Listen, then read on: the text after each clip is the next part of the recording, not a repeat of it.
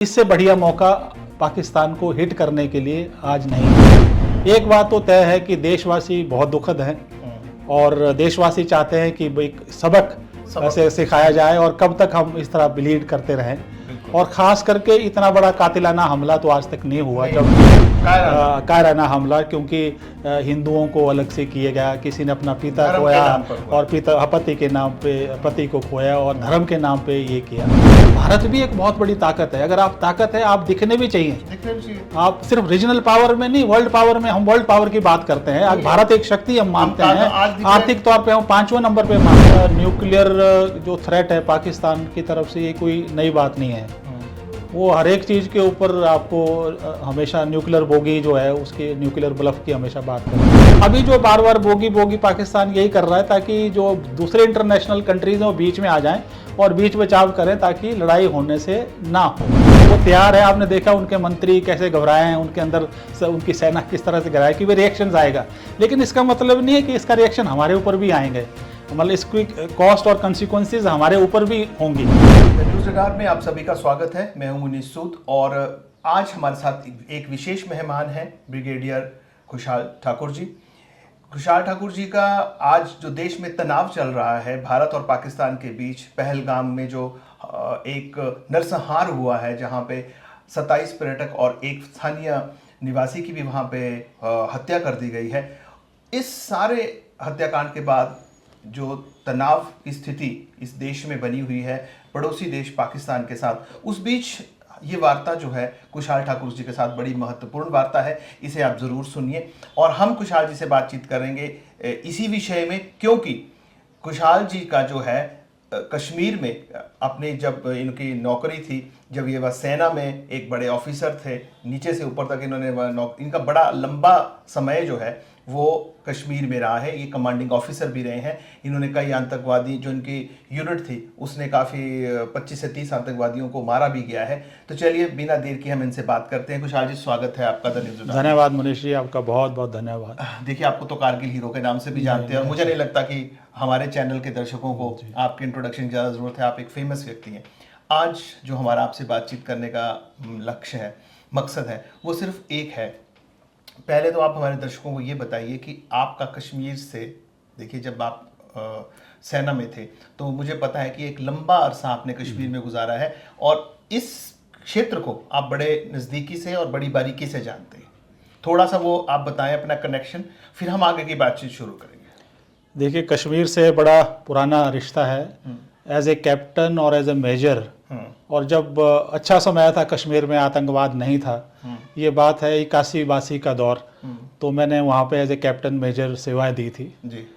और जब ये आतंकवाद वहाँ पे था और ख़ास करके 98, उसके बाद 99 में कारगिल हुआ और 2000 उसमें फिर मुझे सौभाग्य मिला वहाँ पर कारगिल की लड़ाई से पहले भी कमांड करने का कश्मीर में। अच्छा। आतंकवादियों के विरुद्ध बहुत सारे operation as a commanding officers मेरी यूनिट ने किए और CI ऑप्स में या टेररिस्ट के जो ऑपरेशंस हैं उसके अगेंस्ट मेरी यूनिट को 20 वीरता पुरस्कार जो है वो वहाँ पे दिए हैं। अच्छा। और कारगिल के लड़ाई के बाद भी मैंने पूरे कश्मीर में आतंकवादियों के साथ मेरी यूनिट ने लोहा लिया है और पूरा जो नॉर्थ कश्मीर है, पीर पंजाल के नॉर्थ में, उसमें जो है ये ऑपरेशन जो है हमने। क्या नाम था आपकी यूनिट का? 18 ग्रेनेडियर्स का था। हाँ, 18, जिसको मैंने कमान किया।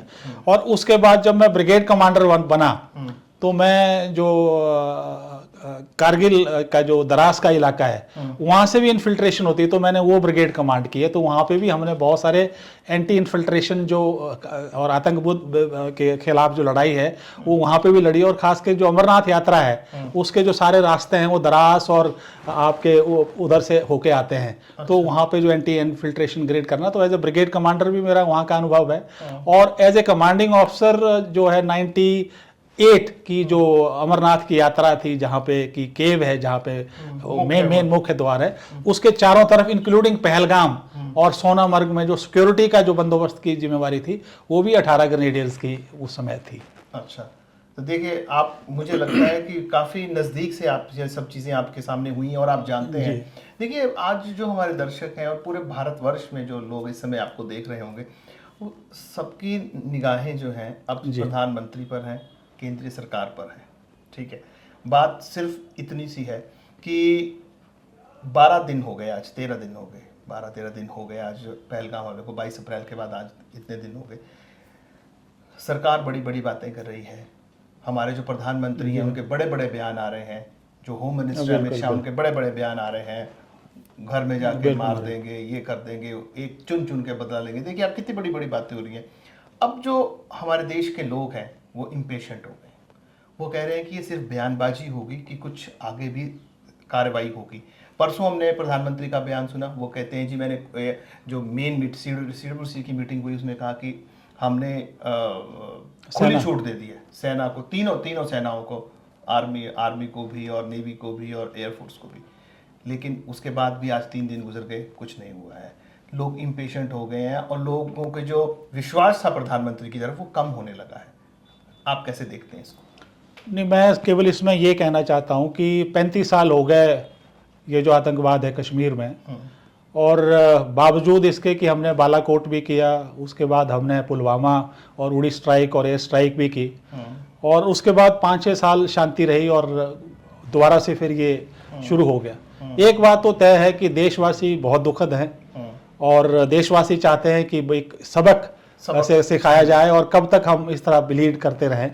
और खास करके इतना बड़ा कातिलाना हमला तो आज तक नहीं हुआ, जबकि कायराना हमला, क्योंकि हिंदुओं को अलग से किया गया, किसी ने अपना पिता खोया और पति के नाम पे पति को खोया और धर्म के नाम पे ये किया। तो पूरा देश चाहता है कि प्रधानमंत्री जी इस पे एक रोबस्ट और स्ट्रॉन्ग एक्शन लें। और जैसा आपने कहा कि पूरी सेना को मीटिंग की उन्होंने, CCS की मीटिंग की, पॉलिटिकल अफेयर्स की मीटिंग की, इकोनॉमिक उसकी कमेटी की मीटिंग की, सारी मीटिंगें हुई और उसमें पूरा हाथ पूरा और सेना के चीफ। लेकिन मैं इतना कहना चाहता हूं कि जैसे डिप्लोमेटिक एक्शंस हैं जो कि लिए हैं, डिप्लोमेटिक वीज़ा कम किया, हाई कमीशन में स्ट्रेंथ की, या इकोनॉमिक एक्शन लिए आपके सिंधु नदी की जो ये सस्पेंड कर दी ट्रीटी को, ये डिप्लोमेटिक लेवल के हैं। आज इंपोर्ट्स का भी आज के इंपोर्ट्स बातों से लोग ना इसकी मजाक ज्यादा बन गया। नहीं, मैं समझ गया आपकी बात, लेकिन जिस बात का आप इशारा कर रहे हैं वो है कि काइनेटिक जो है मिलिट्री तौर पे एक एक्शन लिया जाए, और वो एक्शन जो है बालाकोट और उससे भी बड़ा हो। और सेना को इस बारे में पूरी छूट देने का मतलब ये है कि अपने अपने जो भी प्लान्स हैं कलेक्टिवली, ये क्योंकि देखिए हर एक चीज के पीछे एक पॉलिटिकल विल का होना बड़ा जरूरी है और पॉलिटिकल एक एम होता है। क्योंकि एक बार इन मीटिंग में पॉलिटिकल एम जो है प्रधानमंत्री जी ने बड़ा क्लियर किया, जैसे कारगिल हुआ था तो उस टाइम पॉलिटिकल एम था कि इसको लिमिटेड वॉर रखा जाएगा, इसको अक्रॉस नहीं लिया जाएगा LOC के। तो आई एम श्योर कि प्रधानमंत्री जी ने उस तरह का एक पॉलिटिकल एम जो है, ऑब्जेक्टिव जो है बता के उनको बता दिया है।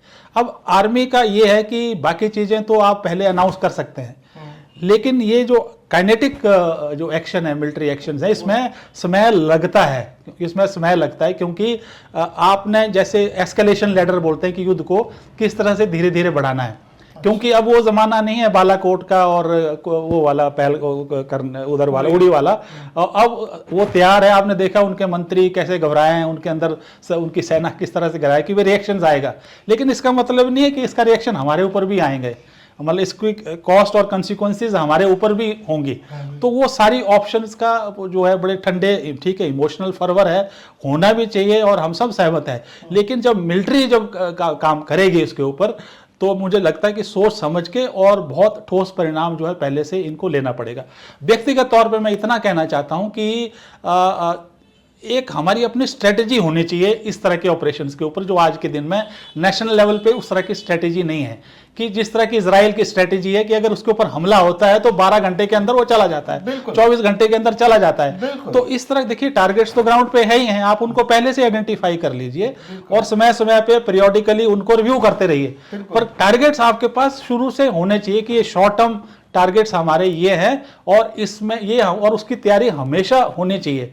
तो इस तरह से मैं बिल्कुल सहमत हूं कि इस तरह की एक डॉक्ट्रिन, एक फिलॉसफी, एक पॉलिसी, एक स्ट्रेटेजी जरूर होनी चाहिए। पर आप विश्वास मानिए कि आज तक जितनी भी लड़ाई, अब देखिए अब बांग्लादेश में 93,000 लोगों ने आत्मसमर्पण किया, बांग्लादेश के 2 टुकड़े किए, और इससे बढ़िया मौका आज हमारे पास नहीं है। जबकि उनकी आप देखिए आर्थिक स्थिति खराब है, मिलिट्रली उनके आपस में लोग रिजाइन कर रहे हैं, सारे सेना के विरुद्ध आज लोग हैं, और कश्मीर उनको नहीं बांप रहा था क्योंकि वहां पे तरक्की हो रही थी, 370 खत्म हो गया था, वहां पे खुशहाली आ रही थी। तो ये चाहते थे कि इस तरह से एक इंडिया के जो है इस कश्मीर को इंटरनेशनलाइज किया जाए और ध्यान जो है वो कहीं और भटकाया जाए, ये दिखाने के लिए कि भाई सेना जो है वहाँ पे स्ट्रांग है, क्योंकि आज उनके विद्रोह सेना के प्रति भी उन लोगों में बहुत है। तो इसलिए मैं इतना ही कहना चाहता हूँ कि आर्मी बड़ा सोच समझ के निर्णय लेगी और बहुत कठोर निर्णय लेगी, लेकिन आगे आने वाले समय के लिए हमें इन स्ट्रेटेजीज के ऊपर भी काम करना चाहिए ताकि हिंदुस्तान की एक नेशनल सिक्योरिटी लेवल की, राष्ट्रीय सुरक्षा लेवल की स्ट्रेटेजीज जरूर हों। कुशाल जी, आप इतने लंबे समय तक इतने ऊंचे ओहदे पर सेना में रहे और एक बड़ा नाम है आपका, आप इस बात को मानते हैं कि जो एक्शन जल्दी लेना चाहिए था उसे आपने 13 दिन लगा दिए आज, और 13 दिन के बाद भी कोई कुछ नहीं हो रहा है? आपने ठीक कहा, आप आज इजराइल के हम देखते हैं, देखिए विश्व लोग क्या है, हम विश्व की तरफ देखते हैं, जहां कहीं पे भी किसी भी देश पर कोई गलत कार्रवाई ऐसी हमला होता है तो दूसरा देश इतना वक्त नहीं लगाता।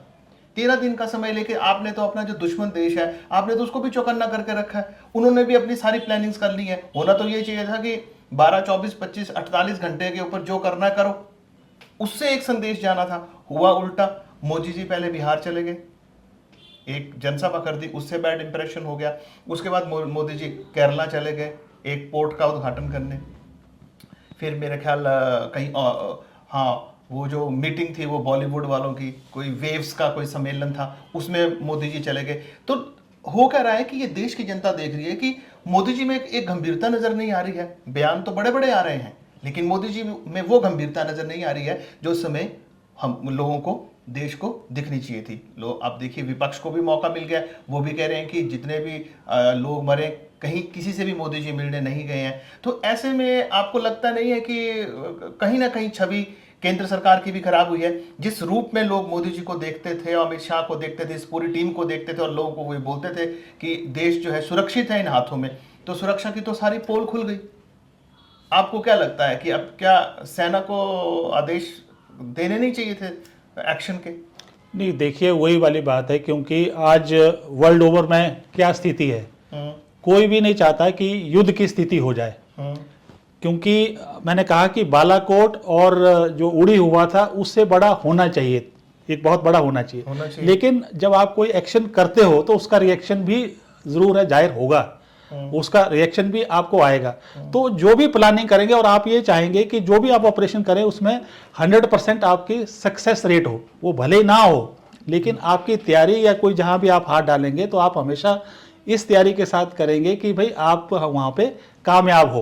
और लड़ाई में टेक्निकली बताइए, जब हमने इतना समय दे दिया तो वो चौकन्ने नहीं हो गए? नहीं, वो इसका मैं दूसरी तरफ से भी ले लेता हूं कि उनको लग रहा है कि जैसे उनके मंत्री ने बोला 24 घंटे में हो जाएगा, 36 घंटे में हो रहा, वो सो नहीं पा रहे हैं वहां भगदड़। एक साइकोलॉजिकली वॉरफेयर का भी ये हिस्सा हो सकता है, क्योंकि ये स्ट्रेटेजी हो सकती है साइकोलॉजी। क्योंकि आप देखिए कितने लोगों ने वहां पे रेजिग्नेशन जो है वो डाल दिया है, और वहां पे किस तरह से भगदड़ हो रही है, और किस तरह से बाकी कंट्रीज में वो भाग रहे हैं कि बचाओ, अभी इस युद्ध को रोको, अभी ये युद्ध होने वाला है। हिंदुस्तान तो बड़ी आराम के साथ, प्लानिंग के साथ, पूरी तैयारी के साथ बिल्कुल तैयार है, उसमें कोई दो राय नहीं है। लेकिन आप देखिए उधर कितनी हड़बड़। तो इसका एक फायदा भी जो वहां पे है वो आपको नजर आ ही रहा है, जिस तरह से उनके प्रतिक्रिया जो आ रही है उनके। मुझे एक बात सुनिए, मुझे पता है आप एक विशेष पार्टी से भी जुड़े हैं, आप भाजपा से भी जुड़े हैं।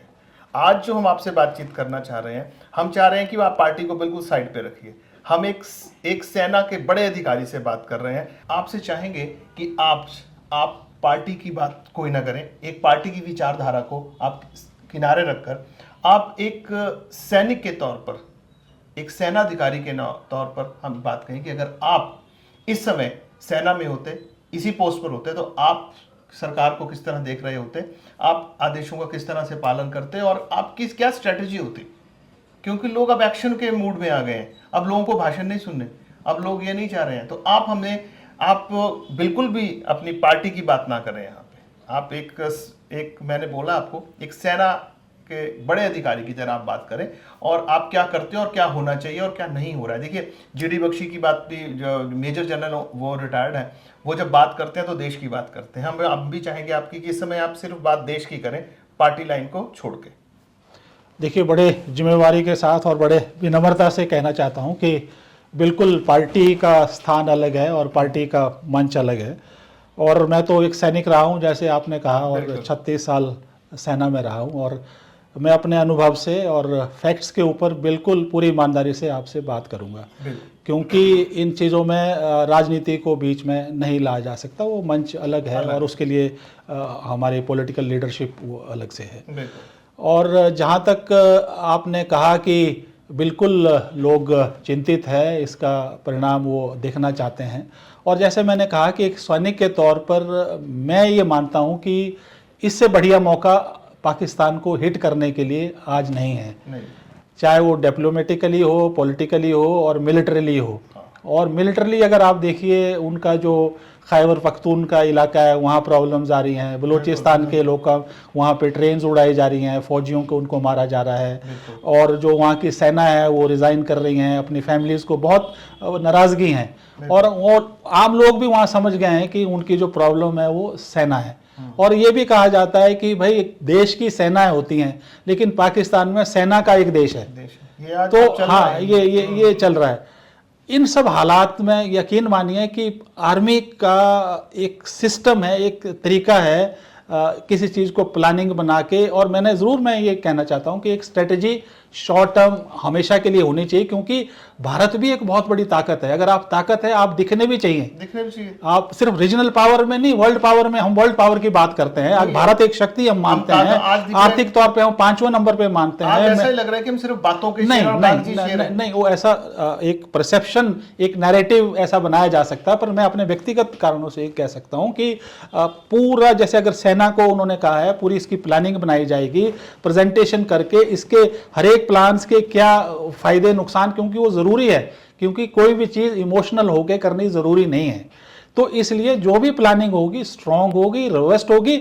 और यही मेरा एक व्यक्तिगत, एक फौजी और सैनिक के वे की जल्दी कार्रवाई की जाए, स्ट्रांग कार्रवाई की जाए, रोबस्ट कार्रवाई की जाए, ताकि 35 साल से जो ये कर रहा है वो दुस्साहस ना कर सके कि इस तरह की कार्रवाई दोबारा भारतवर्ष में हो। ठाकुर साहब, देखिए मैं किस बात पे आ रहा हूँ, जो सीरियस बात है जो मैं आपसे करना चाह रहे हैं वो ये है, जैसे आपने खुद कहा 35 वर्ष हो गए इस समस्या को, आज की समस्या तो है नहीं। भारत के जो प्रधानमंत्री हैं, मोदी जी हैं, वो बार बार कहते रहे कि अब आप सुरक्षित हाथों में हैं, आतंकवाद का मुकाबला भी हम इससे करेंगे, जीरो टॉलरेंस फॉर टेररिज्म की बातें ये हमारा जो है प्रधानमंत्री और अमित शाह दोनों होम मिनिस्टर दोनों ये करते रहते हैं। लेकिन हम तैयार क्यों नहीं थे? ये इंटेलिजेंस फेलियर नहीं है तो और क्या है? देखिए, इतने करोड़ों, अब पिछले 3 वर्षों से करोड़ों लोगों ने कश्मीर में जाना शुरू कर दिया था। आपको नहीं लगता कि सेना की भी गलती है, पुलिस की भी गलती है, इंटेलिजेंस की भी गलती है? वो क्यों इतने बेफिक्रे हो गए थे? और आज तक, जैसे आप कह रहे हैं ना कि ये सेना का एक अपना तरीका होता है, हम एकदम से हम वार नहीं कर सकते, एकदम से मतलब कोई एक्शन नहीं ले सकते, सोच समझ के चीज़ें की जाएंगी। सर, जब हमें मालूम है कि वो हमारा दुश्मन देश है, टेररिस्ट वो भेजता रहता है, इस तरह की वारदातें होती रहती हैं, ये प्लानिंग आपको नहीं लगता कि इंटेलिजेंस और सेना को करके रखनी थी? कभी भी कोई, देखो उरी हमला हुआ, पुलवामा हमला, वो उसके बाद तो सेना को चौकन्ने हो जाना चाहिए, भी अगला हमला आप करिए, you will be finished with in 24 hours. वही तो मैं भी बार बार कह रहा हूं कि आप देखिए, उड़ी हुआ और ये नहीं सीखा। हालात कितने वहां पे आप देखिए, श्रीनगर में आतंकी घटनाओं में कितनी कमी आई, लेकिन बहुत कमी आई, लेकिन बेफिक्रे हो गए। हाँ, कमी आई। और ये भी मैं सहमत हूं कि कोई भी जो आतंकवाद घटना है बिना सिक्योरिटी लैप्स के नहीं हो सकती। अब इतना बड़ा वहाँ पे लोग हैं, टूरिस्ट हैं, और बेसिकली ये पुलिस वालों का वहाँ पे काम है, जो इस तरह की जो यात्री हैं उनको करने के लिए उस तरह का ये काम है। तो कुछ हद तक हम मानते हैं, लेकिन अभी इशू ये तो है ही है, इसकी इन्वेस्टिगेशन होगी, बात होगी, लेकिन फर्क पड़ा है। लेकिन अभी देखा कि वो जो फर्क है वो 5-6 साल तक ही रहा। तो फिर भी उसने आतंकवादी घटना से अपने आप को कम नहीं किया, वो अभी भी शरारत करेगा और आगे भी करेगा। हाँ। तो इसलिए क्या है कि ये अभी समय आ गया है कि हमको इतना बड़ा स्ट्रॉन्ग करना पड़ेगा, जैसे मैंने कहा कि हो सकता है ये कई बार करना पड़े। बिल्कुल, जैसे मैंने कहा कि आप अपनी शॉर्ट टर्म एक नेशनल स्ट्रेटेजी बना लीजिए, जब भी उधर से गोला आता है तो यहां से कोई ना कोई हमारा प्लान तैयार है, उस तरह की तैयारी जो है, और ये मौका है और इस तरह की करना पड़ेगा। क्योंकि मैंने बोला, अगर भारतवर्ष ताकतवर है तो ताकतवर दिखना भी चाहिए। आज तो आप देखिए, आप रीजनल पावर्स हैं, आप वहां पे आप करके आज वर्ल्ड पावर में आप बोलते हो हम उतना है, तो उस तरह से आज बहुत कठोर कदम की जो है मोदी जी को इसमें आवश्यकता है। लेने के लिए। और मुझे पूरा विश्वास है जिस तरह से उन्होंने सोच समझ करके मैंने कहा कि आतंकवाद घटना ये नहीं है कि इसके बाद खत्म ही हो जाएगा आतंकवाद, क्योंकि आतंकवाद की घटनाएं तो चलती, लेकिन इतना दुस्साहस ना करे कि दोबारा इजराइल की तरह और हमास की तरह जो सोचे। आज इजराइल की स्ट्रेटेजी, नेशनल स्ट्रेटेजी है, वो बिना कुछ होते ही 12 घंटे में वहां पे जो है वो आक्रमण स्ट्राइक हो जाता है। उस तरह की स्ट्रेटेजी हमें तैयार करने की भी जरूरत है इसके अलावा। और हम भी वी आर इक्वली पावरफुल, हम इजराइल जैसे ही पावरफुल देश है। बिल्कुल बिल्कुल लेवल पे भी आप देख आज मैंने कहा आज के दिन में पूरा इंटरनेशनल जो कंट्रीज हैं या जो उनका सपोर्ट है वो आपके साथ है। भले मिलिटरली क्या है, लड़ाई आपको अकेले लड़ने पड़ती है, मिलिट्री कोई आपका साथ नहीं देता है। ट्रंप ने भी विश्वास दिलाया, चलो वर्ल्ड पावर, ट्रंप ने ये भी एक बार बोल दिया कि आपस में झेल लेंगे, तो वर्ल्ड पावर के ऊपर अगर कोई हमारा मदद करे बहुत धन्यवाद, अगर ना करे इस तरह की लड़ाई को लड़ने के लिए हमारे अंदर खुद अपना मादा और उस तरह की अपनी ताकत हमको तैयार करनी पड़ेगी। एक बात मान लीजिए, चलिए देखिए, जो सिविलियंस होते हैं ना वो हमारी तरह ही होते हैं, उनको नॉलेज उतना सा ही होता है। हम इमोशनल हो जाते हैं, बोलते लड़ाई करो करो करो, हमला करो, ऐसा करो। आप थोड़े से कॉन्सिक्वेंसेस भी बताइए। मान लीजिए अभी हमला हम भारत जो है पाकिस्तान पर कर देता है, कॉन्सिक्वेंसेस बताइए जरा। सिविलियन जो सिविलियंस आपको देख रहे हैं, नहीं अब वही है कि अभी देखिए, पहले तो हम क्या कर सकते हैं, आपके पास एयरफोर्स है, एयरफोर्स से कुछ कर सकते हैं, नेवी से कर सकते हैं, आर्मी से कर सकते हैं, आपके पास स्पेस डोमेन है, आपके पास साइबर डोमेन है, आपके पास इकोनॉमिक डोमेन है, जो डिप्लोमेटिक डोमेन है, उस सब पे चल। पर लेकिन मैं काइनेटिक की बात करता हूँ। काइनेटिक पे आपके लाइन ऑफ जो कंट्रोल है, जिसको पहले सीज फायर लाइन कहा जाता था, वहां पे हम सिलेक्टिव टारगेटिंग कर सकते हैं वहां पे। और इसी तरह जो एक कलेक्टिव कंबाइंड तौर पे एयरफोर्स, नेवी और ये सारे कलेक्टिवली भी हम बहुत सारे ऑपरेशन कर सकते हैं। कि आपको बलूचिस्तान में प्रॉब्लम है, वहां पे हम क्यों नहीं सपोर्ट कर सकते जब वो उनकी तंजीमें यहाँ हमारे पास है, हमारी तो कोई तंजीम वहां पर नहीं है, जबकि हमको भी उस तरह से करना चाहिए। चाहे पीओके है, पीओके आज आपके साथ शामिल होना चाहता है, पीओके जब देखता है कि हिंदुस्तान का जो मुस्लिम है वो कितना प्रगतिशील है और मेरा तो यहाँ बहुत बुरा हाल है। खैबर पख्तून में, अफगान के बॉर्डर में अफगान और उनकी आपस में लड़ाई है। तो इस तरह से बहुत सारे ऑप्शंस हैं, लेकिन मिलिट्री ऑप्शंस आपको करने के बाद ही किया जा सकता है। क्या ऑप्शंस लिए जाएंगे मैं नहीं कह सकता हूं, पर ऑप्शंस की कोई कमी नहीं है। नहीं, मैं ये कह रहा हूं कि हमें नुकसान कितना हो सकता है। देखिए, नुकसान तो बिल्कुल होगा हर ऑप्शंस का। जब वो प्रेजेंटेशन देंगे उसमें हमेशा नुकसान होता है, दोनों तरफ हो सकता है। उसका हर एक प्लान के लिए वो लगाना बहुत जरूरी है। और हर एक चीज जरूरी नहीं है कि आपने बोला कि अब ये लिमिटेड वॉर है तो लिमिटेड ही रह जाएगी, उसकी एस्केलेशन फुल कन्वेंशनल वॉर में भी जा सकती है। तो ये सारे चीजों के ऊपर जो है ये सोच विचार करके उसके बाद जो है एक सोचा समझा रणनीति के आधार पर, जिसमें कि सबको शामिल किया जाता है। आपके जितने भी डिप्लोमेटिक, मिनिस्ट्री ऑफ अफेयर है, एक्सटर्नल अफेयर्स है, फॉरेन मिनिस्ट्री है, इकोनॉमिक मिनिस्ट्री है, आपकी डिफेंस मिनिस्ट्री है। लड़ाई सिर्फ फौजी अकेला नहीं लड़ता है, पूरा राष्ट्र इकट्ठा होकर लड़ता है, क्योंकि लड़ाई जो है एक बहुत महंगा और जिसमें कॉस्ट और कॉन्सिक्वेंसेज इन्वॉल्व है, तो पूरा राष्ट्र एक साथ इकट्ठे होकर लड़ता है। जैसे देखिए, जब जिस दिन पहलगाम में ये घटना हुई और जो वीडियो सामने आए और लोगों ने कहा कि हम 1-1.5 घंटा वहाँ तड़पते रहे, कोई मदद नहीं मिली हमें, ना सेना के कोई अधिकारी थे, सैनिक भी कोई नहीं थे, आर्मी कोई नहीं थी और पुलिस वाले भी कोई नहीं थे। ऐसे में जो मैंने आपसे जीडी बख्शी का नाम लिया, मेजर जनरल, उन्होंने एक बयान दिया है कि वो सरकार को बोलते रहे कि कितने हज़ार, उन्होंने बोला है कि इतने आर्मी ऑफिसर्स कम हैं और इतने जो है वो सैनिक कम है, जो भर्तियां नहीं हुई हैं पिछले कितने 4-5 वर्षों से भर्तियां नहीं हैं, और वो जो गैप है लाखों का, उन्होंने एक गैप बताया, उस वजह से जो है ये सारी सिचुएशन आई है। हमारे पास आर्मी को जो है वहाँ से कमी है। आपको लगता है कि आर्मी की हमारे पास ये उनकी बात सही है? नहीं, जो पहले, अगर मैं इसको पहलगाम की घटना से वहां से जोड़ूं, तो जो सिक्योरिटी की, अब जैसे उसमें कोई ना कोई सिक्योरिटी लैप्स तो हुआ है, चाहे पुलिस ने किया, क्योंकि पुलिस वालों की ही जिम्मेवारी थी कि पता लगा कि उस क्षेत्र में उन लोगों को नहीं जाना चाहिए था, चले गए, क्या चले गए, वो तो इन्वेस्टिगेशन का हिस्सा है। और ये बात भी सही है कि ऑफिसर्स की स्ट्रेंथ कुछ हद तक कम है, लेकिन इतनी भी कम नहीं है कि हमारी जो ऑपरेशनल लेवल की जो एफिशिएंसी है उसको इफेक्ट कर सके। आपको नहीं लगता? उन्होंने कहा इतने वो जो उन्होंने कहा, अगर मैं जो उनको कहा, वो उनका कहना ये था कि कोविड काल में जो कुछ एक भर्ती 2 या 3 साल नहीं हुई थी, उनको लगता है कि उसकी वजह से एक वैक्यूम आ गया है, जो मैं समझता हूँ कुछ हद तक ठीक है, क्योंकि तकरीबन 1.5 से 2 लाख के बीच में अगर सैनिक कम हुए तो ठीक है, वो भी एक कारण हो सकता है। पर फिर उसके अलावा भी आज टेक्नोलॉजी या दूसरी वजह से इतनी चीज़ें हो गई हैं कि उससे कोई बहुत ज़्यादा फर्क इसमें पड़ने वाला नहीं है। उस समय आप अब देखिए, आप ज़्यादा इस बात को समझते हैं, वहाँ पे सैनिक नहीं थे, हमारे आर्मी नहीं थी उस एरिया में, पहलगाम वाले एरिया में उस दिन?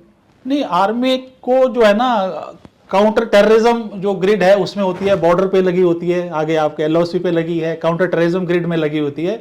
इस तरह से टूरिस्ट को प्रोटेक्शन आर्मी नहीं देती है, वो पुलिस का काम। हाँ, वो पुलिस, वो भी लोकल पुलिस, वहाँ की जो स्थानीय पुलिस है उसका काम है। हाँ। आर्मी का काम नहीं है, अदरवाइज वैसे करने लगे तो नहीं तो है, मुश्किल हो जाएगा। तो उस तरह से मुश्किल हो जाएगा। आर्मी को पक्का सिविल अथॉरिटीज की तरफ से जब पूरी पुख्ता खबर है कि फलानी जगह ये है, तब जो भी सर्च ऑपरेशन करना है या रेड करना है या कुछ करना, उस तरह से उनको इन्वॉल्व किया जा सकता है। लेकिन इस तरह से टूरिस्ट को जगह जगह टूरिस्ट सेवा, ये सेना का काम नहीं है। हाँ, पुलिस का ठीक है, इसमें जरूर कहीं ना कहीं इंटेलिजेंस में कमी रही होगी कि अगर ये 4-5 लोगों के लोग थे, कैसे आए, कब आए, क्यों किया, कहाँ रहे, किसने इनको लॉजिस्टिक दिया, किसने इनको गाइड किया, वो जरूर एक लैप्स है जो कि हमारी सिक्योरिटी एजेंसीज को पता होना चाहिए। अब जब बातें इतनी आ गई, देखिए अब ये जब आर्मी की बात खुली गई थी, तो अब क्या चर्चा शुरू हो गई है कि अग्निवीर के ऊपर भी प्रश्न लगने शुरू हो गए हैं कि जो अग्निवीर भर्ती है ये भी गलत है, इसमें भी लोगों का रुझान कम हुआ है और इस वजह से भी लोग आर्मी में अब नहीं आ रहे। नहीं, अग्निवीर से इसका फिलहाल तो कोई लेना लेना नहीं, क्योंकि अग्निवीर तो अभी 2-3 सालें हुई हैं अभी तो करके, और अभी जो अभी तक की फीडबैक है वो पीस माहौल की फीडबैक है, पीस स्टेशन, क्योंकि लड़ाई में तो उस तरह की लड़ाई में तो इनको अभी मौका नहीं मिला जाने के लिए, इक्का दुक्का कहीं यूनिट में हैं। पीस स्टेशन का जो फीडबैक है, जो मैंने भी अपने यूनिट में बात की है, वो अच्छा है, पढ़े लिखे लोग हैं, उनका आईक्यू तेज है और पढ़ने में तेज है। और लेकिन ऑपरेशनल के लिए, क्योंकि देखिए मौत से तो सबको डर लगता है, और खास करके जब ये पता हो कि मुझे तो उतना नहीं मिलेगा जितना दूसरे को मिलेगा, तो वो उस तरह की फीलिंग तो एक आ ही जाती है। अच्छा। तो अभी आपको, हाँ, तो उस तरह से एक फीलिंग तो आ ही जाती है कि भाई मैं अपने देश के लिए क्यों मरूं, मेरे को तो ये चीजें भी नहीं मिलेंगी। तो अभी परंतु ऑपरेशनल लेवल पे अभी ये चीजें देखनी है, जबकि फुल फ्लैज लड़ाई होती है उस तरह में इनकी परफॉर्मेंस क्या रहती है। जैसे मैंने कहा पीस टाइम में, क्योंकि वहां तो लड़ाई नहीं है, वहां तो उनकी ठीक है कि ठीक है, इनका डिसिप्लिन भी ठीक है, सब कुछ है, तो वो देखना है। और दूसरा मेरा भी व्यक्तिगत तौर पे मानना है कि 25% आप रख रहे हैं और 75% घर भेज रहे हैं। मेरा मानना है कम से कम 50% आप फौज में रखिए, 50% सिविल में जाके अपना बेहतर काम कर सकते हैं। और इसलिए भी क्योंकि कुछ एक लोग सेना में आने के बाद रियलाइज करते हैं हम गलत जगह आ गए, और कुछ आपको खुद को लगता है यार ये ठीक नहीं है, तो वो आपके पास एक विंडो है उसको भी छोड़ने के लिए, और आपको भी विंडो है कि आप उस तरह से अपने को उसको रख लें। तो और मुझे लगता है कि सरकार इसको रिव्यू करेगी और करने की भी जरूरत है, अग्निवीर को रिव्यू करने की जरूरत है। क्योंकि मैं भी कहीं भी फेसबुक पे हम कमेंट्स पढ़ रहे थे, जो ट्रेनिंग देते हैं इस तरह के लड़कों को, अग्निवीर की ट्रेनिंग देते हैं, कोई यहाँ चाय चौक में उसने अपना व्यू पॉइंट रखा था, उन्होंने हर आदमी अपना फेसबुक पे नहीं बिल्कुल सुन, वो लिख रहे थे कि मेरे पास जहाँ पहले 100 लड़का आता था वो अब 5। हाँ बिल्कुल, नेचुरली अगर पहली प्रेफरेंस वो बोलेगा मैं वहां क्यों जाऊं जहां की मुझे, देखिए स्वाभाविक है ना, ये तो नेचर में है ना, इसमें तो कोई बड़ी रॉकेट साइंस नहीं है। अगर आपको मैं कहूं कि भाई एक तरफ पुलिस में आप 60 साल में रिटायर होंगे और यहाँ 4 साल में होंगे, तो आप क्यों आएंगे?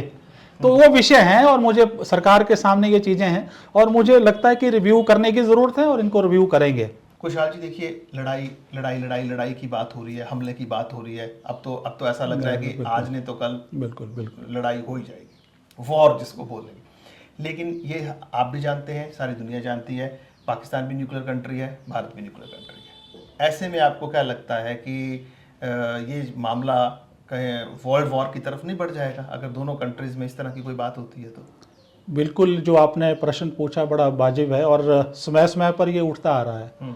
लेकिन न्यूक्लियर जो थ्रेट है पाकिस्तान की तरफ से, ये कोई नई बात नहीं है। वो हर एक चीज़ के ऊपर आपको हमेशा न्यूक्लियर बोगी जो है उसकी, न्यूक्लियर ब्लफ की हमेशा बात करते हैं।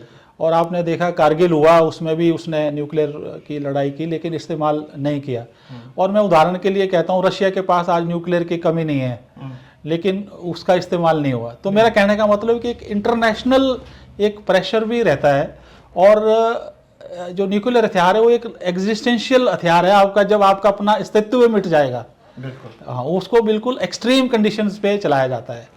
और बहुत सारे लोगों को शायद मालूम नहीं होगा कि जो न्यूक्लियर जो वेपन है उसको केवल एक जगह उसको नहीं स्टोर किया जाता, उसके अलग अलग कंपोनेंट को अलग अलग जगह पे रखा जाता है और उसका कमांड वो सिर्फ आर्मी वाले के हाथ में नहीं दी जाती है और जो उसका पॉलिटिकल कंट्रोल भी होता है। और एक मुझे अगर सही ढंग से याद हो तो पाकिस्तान में भी न्यूक्लियर कमांड अथॉरिटी है जो ये देखेगी कि इसका क्या प्रभाव पड़ेगा या क्या क्या पड़ेगा। अभी जो बार बार बोगी बोगी पाकिस्तान यही कर रहा है ताकि जो दूसरे इंटरनेशनल कंट्रीज हैं वो बीच में आ जाएं और बीच बचाव करें ताकि लड़ाई होने से ना हो। और मुझे किसी तरह से भी नहीं लगता कि पाकिस्तान इस तरह का न्यूक्लियर का हथियार का वो करेगा, क्योंकि मैंने बताया कि ये जब अस्तित्व में ही खत्म हो जाएगा, क्योंकि उस तरह से हमारे पास भी हथियार है, शायद वो उतना नुकसान हमारा नहीं कर सकता जितने कि वॉर हेड्स आज हमारे पास हैं। तो ये पूरा एक प्रोपोगेंडा है पाकिस्तान का ताकि इंटरनेशनल आपने देखना कहीं आ जाएंगे कंट्रीज, अभी यूरोपियन कंट्री दूसरे कंट्री अरे अरे रोको, और बहुतों ने तो सलाह देनी भी शुरू कर दी है कि भाई दोनों कंट्रीज आपस में रिस्ट्रेंट करें और पाकिस्तान कई कंट्रीज को वो भी कर रहा है लड़ाई को बचाओ, लड़ाई ना हो। तो पर लेकिन मुझे नहीं लगता कि न्यूक्लियर थ्रेट कोई इसका इस्तेमाल। आर्मी ऑफिसर आप क्या देखते हैं कि इस समय क्या चल रहा होगा, जो टॉप बॉसेस हैं आर्मी के, एयरफोर्स के, नेवी, क्या चल रहा है आज के बॉस में बहुत प्रेशर में होंगे, क्योंकि प्रेशर में भी होंगे, लेकिन मैंने कहा कि इन चीज़ों में इमोशनल और प्रेशर के लिए कोई जगह नहीं है और बहुत सारी ऑप्शंस के ऊपर वॉर गेमिंग हो रही होगी और उसके क्या परिणाम होंगे, कॉस्ट एंड कंसिक्वेंसेस होगी, उनके ऊपर विचार रहे होंगे। और उसके बाद फाइनल जो है वो मैंने बताया कि तीनों चीफ, सीडीएस, रक्षा मंत्री, सीसीएस कमेटी और प्रधानमंत्री जी, क्योंकि आखिर में पॉलिटिकल बॉसेस को टिक करना पड़ेगा, निर्णय लेने पड़ेगा कि ठीक है ये कदम तो वो कर दिया, जब खुली छूट दे तो टिक नहीं, वो तो आम जनता के लिए हो गया, लेकिन ऐसा नहीं होता क्योंकि फाइनल प्लान तो जाएंगी क्योंकि हर एक चीज के कंसिक्वेंसेस हैं, रेमिफिकेशंस हैं और उनके उसके बिना नहीं हो सकता। तो उस तरह की एक प्लानिंग चल रही है और एक पूरे राष्ट्र का जो दबाव है वो भी कहीं ना कहीं उनके ऊपर है। राष्ट्र का जो इंटरनेशनल में हमारे भी तो डिप्लोमेट्स बाहर जा रहे हैं, अब अलग अलग कंट्री कभी कुछ सिग्नल दे रहा है, कोई बोलता रिस्ट्रेंट हो जाए, कभी कुछ क्या हो जाए। तो अब ये एक बड़ा स्ट्रेटेजिक वो चीज़ है कि ये निर्णय, तो मैं समझता हूँ कि ये निर्णय के लिए जैसे आपने पूछा कि मुश्किल तो हो रही होगी। और देखिए इन सब चीज़ों के बीच देखिए हम समझ रहे हैं बड़ी नाजुक स्थिति है इस समय, लेकिन जो बयानबाजियां चल रही हैं, चाहे सोशल मीडिया पे हो, चाहे टीवी चैनल्स पे हो, चाहे अपने आप ही लोग पोस्ट कर रहे हैं, हालांकि विपक्ष इस समय साथ खड़ा है, जो विपक्षी पार्टियां भी साथ खड़ी हैं साथ, लेकिन फिर भी बीच में कुछ लोग हैं, एक जनरल है, एक स्पेशल है, वो लोग जो वो आपको नहीं लगता कि वो अपने देश को नुकसान हो रहा है? बिल्कुल। आज आप तो सिटीजन को कैसे बिहेव करना चाहिए? आप तो मीडिया जगत से हैं और आप जानते हैं, और आप देखिए रोज सारे टेलीविजन और जिस तरह के कई बार विचार भी होते हैं तो दुखद है, उससे मोराल देश का डाउन होता है। अपने देश के लिए हमेशा अपने सरकार के लिए, और बड़ी अच्छी बात है कि आज विपक्ष भी साथ है। और आप देखिए खास करके जम्मू कश्मीर जहाँ ये घटना हुई है वो सारे एक आवाज़ में सारे इकट्ठे हुए हैं और उस घटना का उन्होंने खेद जताया है और करके, और उनकी जो लेजिस्लेटिव असेंबली है उन्होंने इसका विरोध किया। और ये भारतवर्ष में 370 के बाद शायद पहली बार हुआ कि उन लोगों ने रियलाइज़ किया है कि ये हमारा देश का नुकसान है और सारे एक आवाज़ है। और जैसा आपने कहा कि आज बहुत सोशल मीडिया और बहुत ज़्यादा एक लिबरल वो एक इसको उस तरह से रेगुलेट नहीं किया जा सकता, लेकिन मेरा हाँ कुछ एक स्टेप्स लिए हैं उन्होंने, कुछ एक जो चैनल्स को बंद किया है और ये करके, लेकिन हर एक सिटीजन की ये जिम्मेवारी होनी चाहिए कि ये समय जो है इस तरह की राजनीति करने का नहीं है, इस तरह की भाषा या उस तरह की लूज टॉक करने का नहीं है। आज अपने देश की ताकत का सवाल है और हम सब भारतवासी हैं और सब धर्म के लोग हम सब बराबर हैं। और जो पाकिस्तान का मुद्दा था कि हिंदुस्तान मुसलमान करके इनको अलग करें, उससे हमको आज बचने की जरूरत हो ताकि कोई ऐसी घटना ना हो जो कि पाकिस्तान का मुद्दा जो है कामयाब हो। जो आपको जो आपकी जनता के दिमाग में जो सवाल है उनके लिए वक्त मिलेगा, लेकिन ये समय है इकट्ठे होकर बिल्कुल प्रधानमंत्री का साथ करें। खुशहाल जी, आपने हमें समय दिया और इतनी अच्छी जानकारियां हमारे दर्शकों के साथ साझा की, उसके लिए बहुत बहुत धन्यवाद। Thanks for having me.